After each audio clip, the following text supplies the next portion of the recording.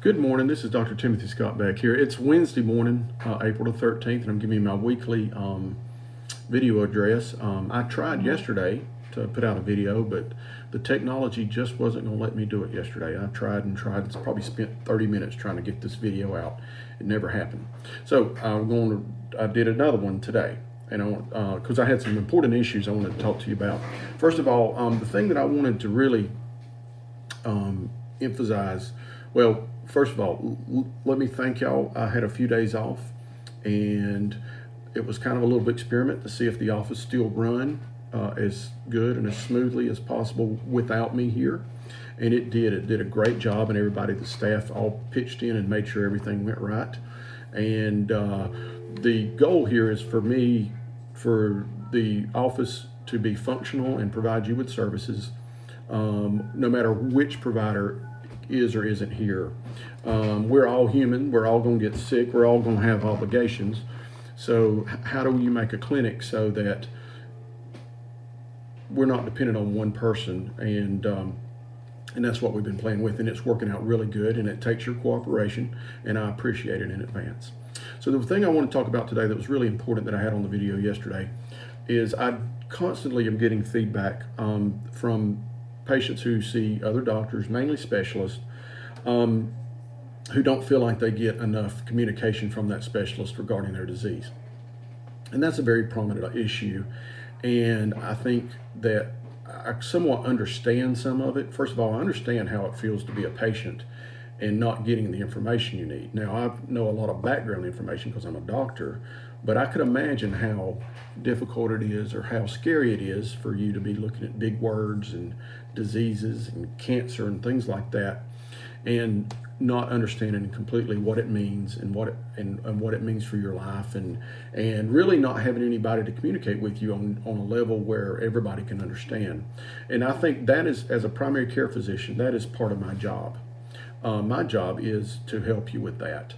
I do believe that we've got to excuse some of the highly technical doctors that we work with, okay, because their focus is on keeping you alive or the technical aspects of what's going on, which honestly I want them to do that.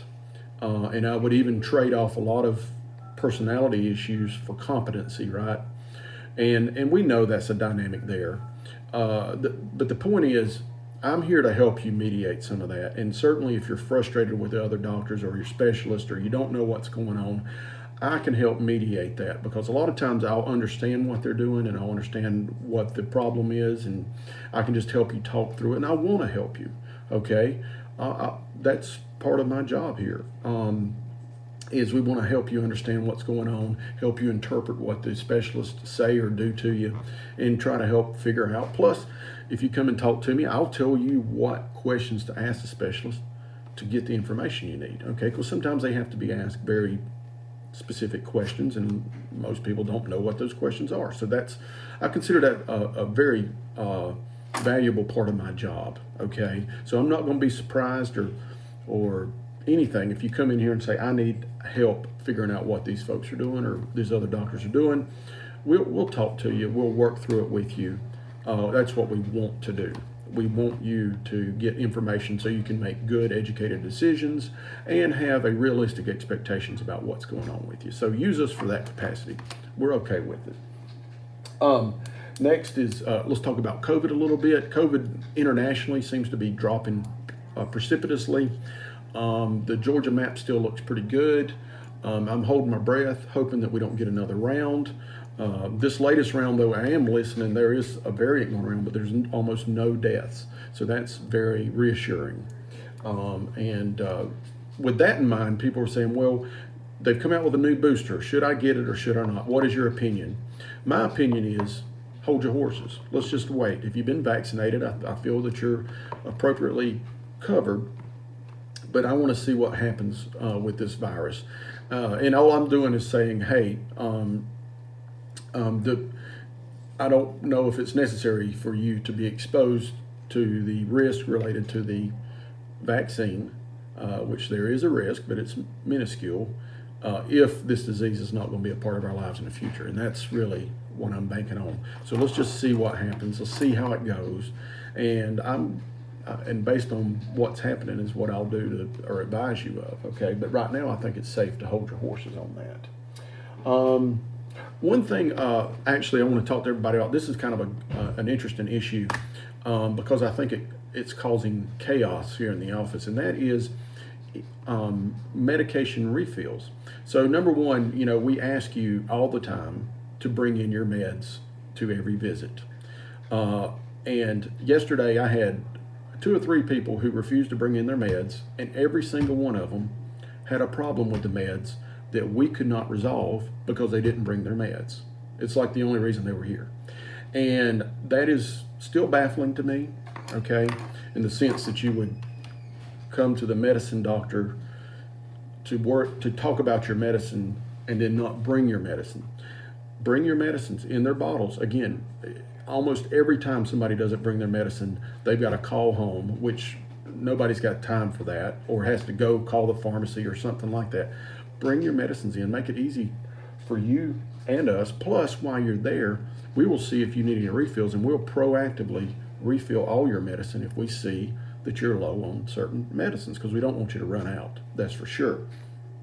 So now one of the things is if you need a refill, there's a couple things. First of all, a lot of people think they should call the pharmacy to ask for refills, and I don't think that's the right way to go. I think you would be much better off if you called our office and let us know that you needed a refill. And here's why. Because when you call the pharmacy, they have to do all their work and prep and everything. Then they have to send it to us. And then the nurse has to find it, has to bring it to me. I have to scrutinize it. And then a lot of times they send me medication refill requests that can't be automatically responded to. So I've got to generate a whole nother encounter for you and put the meds in and then shoot them back over there. And that is way too much work. Okay, don't call the pharmacy and ask for refills. Call the office and ask for refills. And if you're in Medicare and you're on chronic care management, we have somebody, Martine, an RN, and that is part of her job. That's part of the program, is to make sure that you don't run out of your medications. And then that's chronic care management, and lots of folks are signed up for that, but that is part of that service. So use that to your advantage, okay? So that you certainly don't run out of meds. We do not want anybody ever running out of medications. And, we keep the doors open every day for acute visits if somebody's in trouble or they're running out of something or they need to be seen. So we have multiple ways that you can use us to not run out of your medications. So please keep that in mind. All right. Well, thank you so much for listening to me today. It's going to be a wonderful day. We want to hear from you if you have any issues. 706-782-0016, or you can go to our website, drtsbeck.com, and you can request an appointment through there. But anyway, appreciate you listening. Have a great day. Call us if you need us.